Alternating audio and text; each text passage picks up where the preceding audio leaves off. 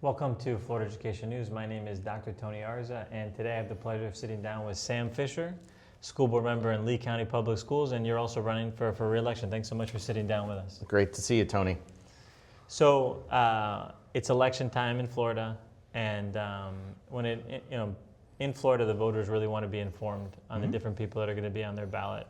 One of the things that Florida Education News wants to do is give people an occasion to meet some of the candidates. We've invited all the candidates that we could to come and join us to get a sense of where they stand on different things. You've been a board member in Lee County for a while. Could you kind of share, for those who don't know, who you are, why did you run for school board in the first place? Absolutely. I'm excited to be here. Thank you so much, Tony. So yeah, I've been on the Lee County School Board. This will be my 4th year. And I represent essentially the Cape Coral, Pine Island, Sanibel area. So I've been in leadership roles in the board 3 out of the 4 years. I was vice chair for 1 year and 2 years as chair, and it's been such an honor. So I'm happily married to an amazing wife who's a veterinarian, and we're small business owners, as well as I have 3 amazing kids in the school district themselves, a teenage son and 2 twin girls. So, well, good. It's always important to have to know people's background with their family. When you ran the first time, obviously running for office, especially in today's day and age, I think all the citizens of Florida and in the United States of America know politics is getting more intense. Being an elected official is getting more intense. What made you willing to risk and run for office, to say, look, I know that there might be some people that might dislike me, might come after me, that you're not going to make everyone happy, but you were willing to take on that risk. What was at stake for you that made it worth taking that on? Well, as I mentioned, obviously I have 3 kids, and those kids are my life. And obviously you understand that, Tony. And we're coming off of COVID. We're coming off of a school board, to put it politely, that was out of control. They weren't making decisions that align with the values of our community. And I looked and I'm like, hey, I've been in leadership roles before. I love my community. I've been involved. And when you want to make a difference, you got to step up. And I felt it was important to represent my kids and Relsa's kids and try to turn that ship around. And you bring up the time of COVID and then the previous board, which I think a lot of times when someone runs, there's something that about the current status quo that they're saying, I don't want this anymore. What were some of the biggest things that jumped out at you that made you concerned as a parent, that made you want to run? Well, one of the biggest things is the business meetings. Obviously, that's what our duty is. One of our top duties, obviously, is to run the meetings and, handle the business of the district and put students first. And I felt like that board wasn't doing it. It was unfortunately more like a just out of control comedy show at that point. They weren't bad people, but they had an inability to get along. They were firing superintendents constantly. And when you're at the top of that and you're setting an example for your administrators, teachers, students in our community, you got to change that. And that was a big thing for me. The other thing is obviously making sure that we focused on what is important in our students' education. So reading, writing, math, civics, career and technical education, these things. I didn't feel like there was a great focus on that before. Yeah, and there are a lot of different reasons why people run in the changing environment. Now in Florida, we have universal school choice. Parents are voting with their feet. They're choosing where their children go to school, whether it's homeschool, private school, charter school, or traditional public school.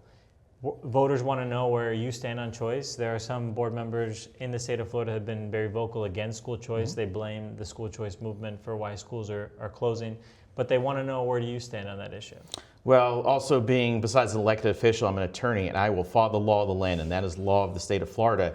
And I wholly embrace it. I told you I have my kids in public schools, but I support every parent making the best choice for their kid, whether it's charter, private, homeschool. And I think that's important because the parent needs to feel what school and what education is serving their kids best. And as I said, I'm a competitor and I love our public schools, and this makes us step up to the challenge. And as I said, I want to make sure we're putting out the best product in these public schools, and I think that really helps up our game.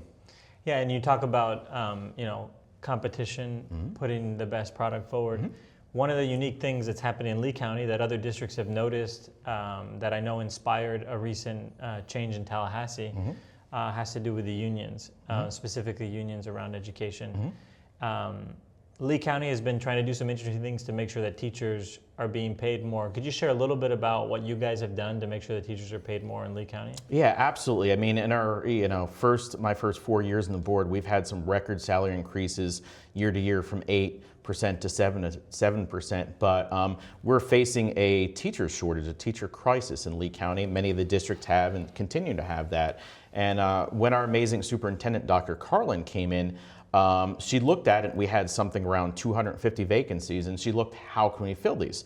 So one of the discussions is obviously some of our, harder performed schools were having, trouble attracting teachers. So she went and, discussed this with her staff, and the union talked about, hey, why don't we offer some incentives? So obviously, there's schools that have more challenges than others, and how do we make sure, that's the thing for me. My kids get an amazing education where they are, but I'll make sure every kid gets that same opportunity. And part of that entailed making sure we had a certified teacher in every classroom and more time with that.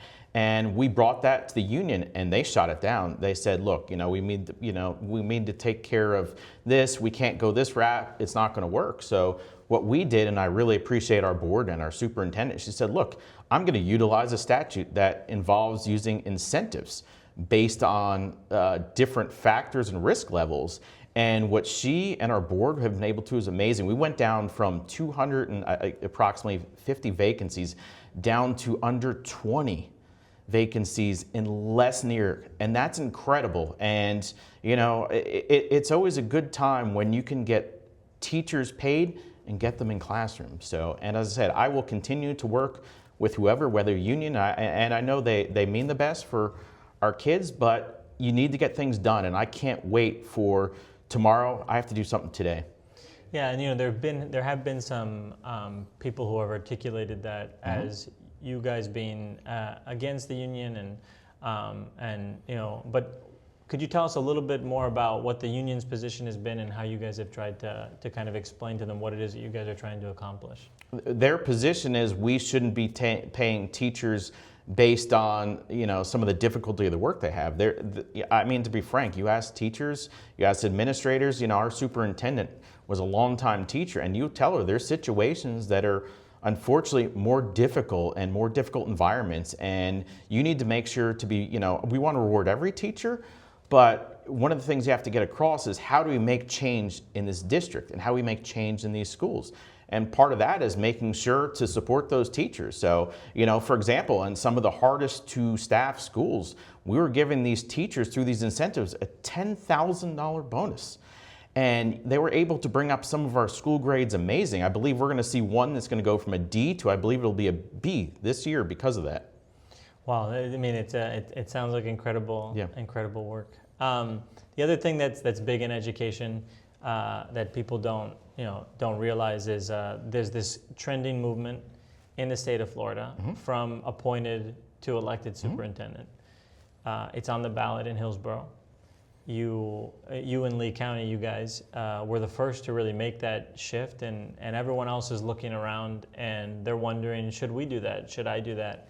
And I'm really curious to get your perspective on what you think about the perspective of elected versus appointed. How should voters look at that? How do you look at that? I think it's, I've had obviously experience of having both appointed and both elected, and I supported the elected superintendent on the ballot. Part of that I got on there is the constituents felt that the school board wasn't properly representing their interests. And one of the things they were doing is, and this really kind of helped, fortify my decision, some of the board members would go up to the appointed superintendent and essentially say, if you don't do X, Y, or Z, we're going to have a motion to fire you. And how can you operate a nearly $3 billion business when your chief executive officer is having to cater to every whim of every person like that? There's no stability in it. So, and it's no different than we do in the state of Florida. We have a chief executive officer, the governor, and the school board is the same as the legislature. I think it's been fantastic because I think at Lee County at one point we went through something like 5 superintendents in 9 years. And what kind of stability you're going to have for our kids and for our teachers if it's going like that? Yeah, no, I mean, it sounds like a difficult environment to lead or to teach in when you have change of leadership like that. You know, but there are people that would probably say, you know, that an appointed superintendent, that it's worked in some districts. You see the things that Miami-Dade historically has done. You see Orange County Public Schools. There are a lot of school districts that have done a good job through the appointed model. What do you think some of their arguments have been? Not to ask you to, obviously you support the elected superintendent, but you know, what are some of maybe the positive things that you saw through the appointed model that maybe people that support it?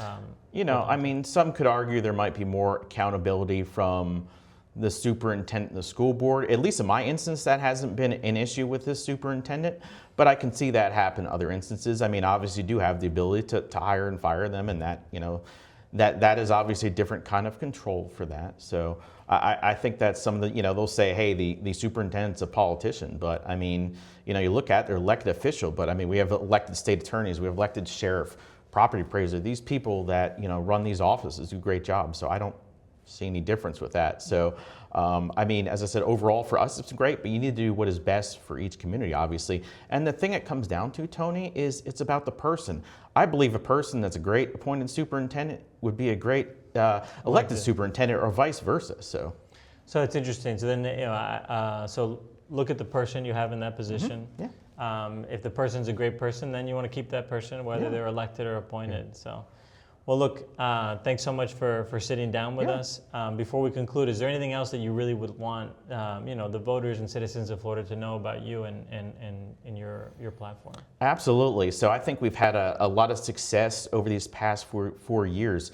I mean, we've made our schools safer through things like the smart weapons detectors, the Guardian program. We've brought up our academic progress. So, I mean, we've gotten some, you know, record expansions in career and technical education. I mean, we're, you know, doubling the size of one of our career and tech colleges right now. So, I mean, our graduation rates are soaring, but I want people to know I'm doing this again because there's still more work to be done. So, you know, I said I'm a competitor and I want us to be the #1 school district in the state of Florida. And you know, we can get there. I know we can. I also career and technical education. I want to get more involvement from younger levels. I want to see our elementary kids understand, you know, who wires their house, who builds their house, things like that. So they understand from young age that these kids have these opportunities, because our ultimate job is educating our children and preparing them for the workforce, whether it's college or trade school, you know, direct to work, civil service, military, things like those. So.